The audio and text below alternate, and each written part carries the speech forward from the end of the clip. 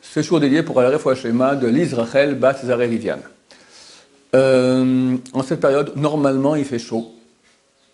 Ma chère doit arriver, et c'est pour ça qu'il y a des gens qui disent qu'il fait froid et que toutes les saisons sont complètement... C'est très bizarre, d'accord? J'ai un élève qui a mis le radiateur, j'ai vu ce matin, le radiateur dans sa chambre, d'accord? Oh, il sort en Israël cette saison, c'est tout à fait impensable.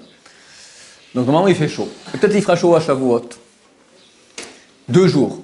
Cette année, Shabbat et Shavuot. En France, 3 jours de suite. Les gens se disent, mais on va puer. Sauf votre respect, d'accord? Ça va pas. Peut-on se laver? Alors, se laver à l'eau froide, aucun problème. Même Shabbat. Même Shabbat. Même Shabbat. Hein? Non, non. On se douche, il n'y a pas de problème. On peut même faire un bain froid, d'accord? Ou un mikvé froid. Quand je dis froid, c'est même tiède. C'est permis jusqu'à 37 degrés. 37 degrés, c'est déjà considéré comme chaud. C'est-à-dire 35-36, ça va, c'est déjà pas mal tiède. C'est bon, c'est bon, c'est bon. Attention, on n'a pas le droit de chauffer l'eau pendant Shabbat, c'est interdit.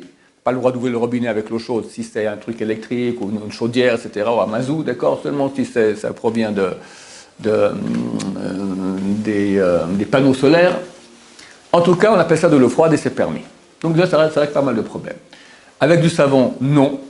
Du savon liquide, oui. Mais attention, on n'a pas le droit de faire sochet. Sochet, ça veut dire presser. Je ne peux pas presser mes cheveux, presser ma barbe, presser les endroits où j'ai des cheveux, sous les aisselles, d'accord? Tous les endroits où il y a des cheveux, si je commence à frotter et à cause de ça, c'est comme si je presse maintenant, il y a de l'eau qui coule, c'est complètement interdit. Donc, je ne peux pas dire qu'on fait un shampoing avec le shampoing, forcément tu vas presser les cheveux, on ne peut pas odoriser cela. Et même quand on s'essuie, on doit s'essuyer avec délicatesse.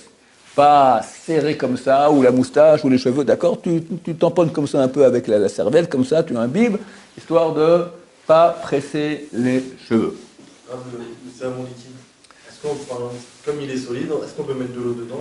Oui, celui qui n'a pas de savon liquide, alors il peut, avant Yom Tov, avant Shabbat, tu prends ton savon solide, tu mets dans de l'eau, tu en fais du savon liquide, aucun problème. À l'eau chaude. Pendant Shabbat, complètement interdit à l'eau chaude. Pendant Yom Tov, ça dépend quand a été chauffée l'eau. Si elle a été chauffée avant Yom Tov, par exemple, ici en Israël, on a les panneaux solaires. En cette saison, il fait chaud. Donc, dans toutes les maisons normales en Israël, samedi soir, tu as de l'eau bouillante dans ton réservoir d'eau. Est-ce que je peux prendre une douche avec? Réponse, oui. Entièrement, sans problème. Une bonne douche chaude avant la veillée, au milieu de la veillée, ou à 4h du matin pour la veillée, j'en peux plus. Une bonne douche chaude pour me remettre un peu d'aplomb. Je conseille une douche froide, ça va plus. Hein? À Yeshiva, c'est pas panneau solaire, c'est avec la chaudière. Donc, si c'est... On peut aussi, la vérité. Mais il faut que ça ait été chauffé avant Yom Tov. Et ça, c'est pas clair. Ça se peut que c'est pas chaud du tout. Je crois qu'il n'y aura même pas d'eau chaude, la chaudière ne va pas s'allumer. Et si elle s'allume, il ne faut pas qu'elle s'allume pendant Yom Tov. Que ce soit allumé avant. Si c'était allumé avant, même pendant Shabbat, ça va. Maintenant, ça, c'est de l'eau qui a été chauffée avant Yom Tov. De l'eau qui a été chauffée pendant Yom Tov. Donc maintenant, si c'est en Israël, pas de problème. L'eau a été chauffée pendant Shabbat, toute la nuit, il n'y a plus de soleil, donc c'est clair que jusqu'à 4h du matin, tu peux te chauffer à l'eau chaude, tu peux prendre une douche à l'eau chaude parce que l'eau, elle est chauffée avant Yom Tov. À l'étranger, ou des endroits où il n'y a pas de panneau solaire, c'est de l'eau qui est automatiquement chauffée dans la chaudière, ça va plus. Dès 9h du soir ou 10h du soir, l'eau qu'il y a dans la chaudière a été chauffée pendant Yom Tov. Cette eau-là, on ne peut pas se laver avec, si ce n'est le visage, les mains et les pieds. C'est tout.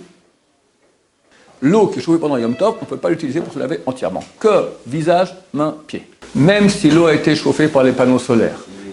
Aïe à Shabbat, interdiction formelle, même le petit doigt dans l'eau chaude. À Yom Tov, si c'était chauffé avant Yom Tov, entièrement on peut se laver à l'eau chaude. Si c'était chauffé pendant Yom Tov, alors on peut se laver que le visage, les mains et les pieds. Baruch Adonai, l'olam, amen, amen.